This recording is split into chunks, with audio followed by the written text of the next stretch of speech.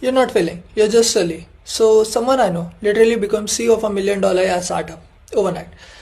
Smart guy, definitely. But let's not romanticize it. They got the role because the founder was the friend.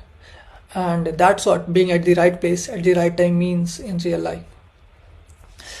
Last time I talked about leverage. Today it's about being at the right place at the right time. Take Airbnb. People think it blew up because of some genius strategy. Reality, it launched in 2008, right before the US housing crisis. People had rooms, people had homes, but they needed money. So they started renting spare rooms. Travelers were broke, so cheaper stay made sense. Timing did more heavy lifting than the business plan itself.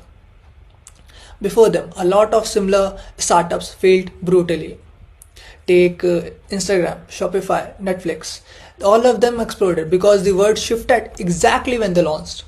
So, what does that mean for you? Should you stop hustling? No. The more you move, experiment, talk to people, and fuck around, the more surface area you create for luck to hit you. You can't wait for the right time, but you have to collide with the right time.